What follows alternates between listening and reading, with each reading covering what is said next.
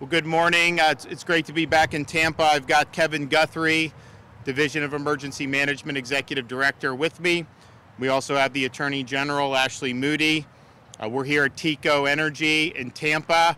They're staging a lot of linemen for the upcoming storm, and we continue to have thousands of linemen pouring into the state. They're being amassed, and then obviously once the storm passes, they will go and work on power restoration. It is anticipated that there is going to be power outages, so folks have an opportunity to plan for that now. You still have time to make the preparations and put your plan in place today, but that time is running out. This storm, I think, as you know, is basically in the area of Cuba and the Yucatan Peninsula. It's moving past that, and then it's going to have pretty much a clear runway in the Gulf of Mexico. We, of course, began preparing over the weekend. On Monday, I signed an executive order. We now have 61 of Florida's 67 counties that are in a state of emergency, and it's been able to help surge resources and help with preparations there. We did get a partial approval of our pre-landfall emergency declaration from FEMA, but we didn't get approved for what we think we need to get approved for, so we're going to go back and try to get a more robust approval there. We are going to have a significant impact from this storm. It's a tropical storm now. It is going to become a hurricane. The models vary on how intense, but there's clearly a pathway for this to rapidly intensify prior to making landfall. You'll see these cones that get produced by the National Hurricane Center. You see these spaghetti models that get put out that I see online, and that's fine, and you should look at that, but just understand this is a very big storm. You're going to have impacts that are far outside of what a spaghetti model would have or what a cone would have. And so here in the Tampa Bay area, none of those spaghetti models or cones necessarily have the eye of the storm hitting Tampa Bay, but even if it's 100 or 200 miles off the coast, you are going to see impacts with storm surge, you're going to see impacts with flooding, and so just be prepared for that. There have been local communities, counties that have issued evacuation orders in a number of Florida counties. You still have time to be able to do that, and so I would heed those warnings. You can hide from the wind, and there will be significant wind on this storm, but you got to run from the water if you do have a major surge, and you stay behind in that, especially if you're in one of these low-lying areas. That is potentially hazardous. You do not have to evacuate so that you evacuate far enough to not have any impact of the storm. If you get to higher ground and get in a safe structure like the shelters that have been opened, I know in Hillsborough County and in other parts of the state, that will be sufficient. Maybe you have friends that are in higher ground. Maybe you have a hotel that you want to go to. You don't have to drive hundreds of miles, but if you are told to evacuate and you're in those low-lying areas, just know that there is the potential to have some significant storm surge. The track currently has the eye of the storm making landfall in Florida sometime Thursday evening in northern Florida. Right now it's in that Wakulla, Franklin County area, would potentially proceed into the city of Tallahassee. Now these things can wobble one way or another, but it is somewhat remarkable when I looked at this morning's runs.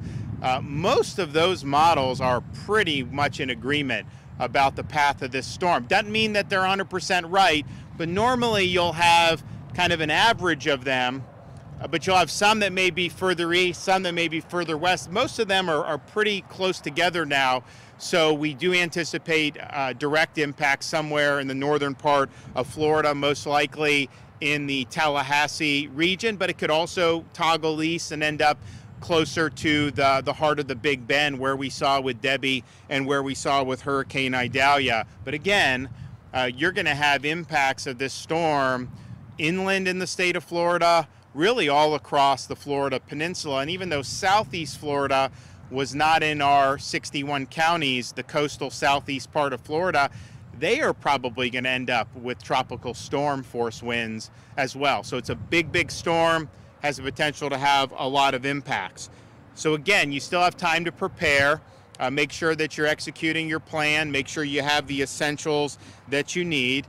We're proud to be here at TECO. I know that Floridians have come to really appreciate seeing those trucks coming into the state with the linemen prior to hurricanes, and they love the fact that the storm passes and you have immediately people going out to try to get the power back on as quickly as possible. That's not the way it works in every state in this country, mind you. I think people have seen recent examples where that hasn't been the case at all. So it's great to have that. I know TECO's proactive. I know our other companies. I've been speaking with the major companies. I've been speaking with the electrical co-ops, the municipal cooperatives, you name it. They're all hands on deck. And that may not have been true years in the past, but now they're doing this. We have mutual aid from the state that Kevin Guthrie coordinates. And again, we want to get people back on their feet very quickly. Having said that, you will likely lose power.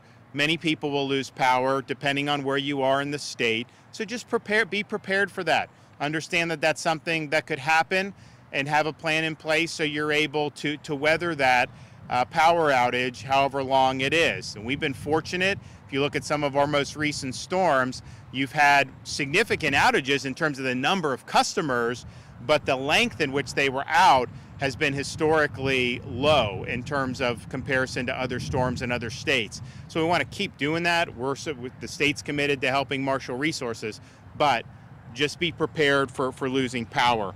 You also need to know your evacuation zone. If you're told to evacuate, know what zone you're in so that you can get to safety. If you have an issue or a question about whether where you live is currently under an evacuation order, you can go to floridadisaster.org/evacuation orders, and that will list all the counties that have issued those orders. And so I know you've seen evacuations in some of the barrier islands up the west coast of Florida. Some of the counties like Wakulla and Franklin have done broader evacuation orders. All of that will be on the website. And again, you don't have to get in your car and drive 350 miles away. You can evacuate safely to higher ground. There's shelters, there's hotels, friends' houses, family. All that is fine. And especially in Florida, the structures that would be used for sheltering are going to be hurricane proof. Low-lying areas, of course, can increase a community's flood risk. You can learn if the dwelling's at risk by visiting FEMA's map service at msc.fema.gov.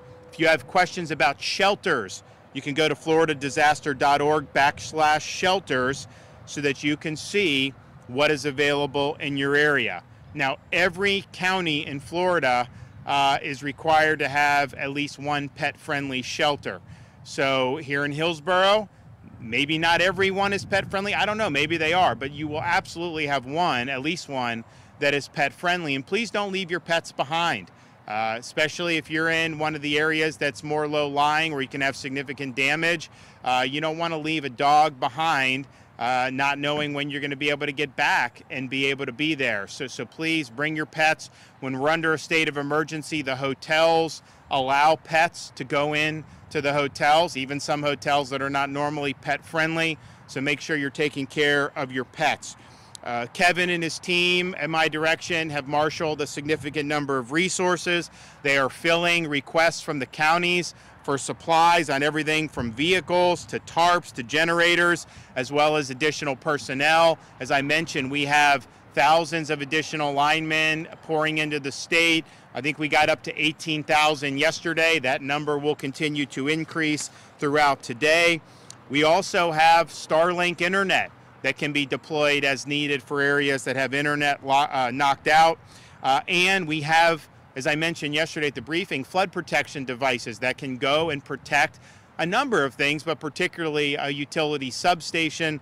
We did do that during Debbie. It was effective. We have 150,000 linear feet of flood protection devices that are in the process of being deployed. But local communities that want that, ask Kevin, ask the Florida Division of Emergency Management. We want to be helpful with that. Army Corps has some of those as well. but we know we have them and we want to be helpful. We also have Florida National Guard standing by with our soldiers. Florida Department of Transportation has lifted weight restrictions and is allowing bypass of way stations for emergency response vehicles, including utility vehicles that are staging for rapid response. Kevin has activated our fuel contracts, so we've got many tankers of fuel in addition to the norm coming in. You know, people have been waiting in line for some of the gas. I know up in Tallahassee, we saw that yesterday. I don't think any of the stations ran out that we know, but we've been working to make sure that all those are topped off. So that'll continue to go, and we're going to continue to monitor and respond to the storm with all of our different state agencies. After yesterday afternoon, there are 12 healthcare facilities ranging from hospitals to nursing homes that are reporting that they are evacuating, and you may see more healthcare facilities make that call in the ensuing hours. But obviously today is kind of the time where you would need to do that. So we want to make sure that everybody is safe. Just listen to the information. We try to provide information, and then folks can make the decisions that's best for them and their family. I don't believe in trying to scare everybody and trying to just say the only thing that could happen is worst case. We've said there's a range of possibilities for this storm. Some models have it as a Category 1, some as a Category 4. There is a runway for this to rapidly intensify. That's just a fact. You're going to have impacts far beyond the eye of the storm. That's just a fact. So we've been, I think, very thorough about putting out the information as we have it.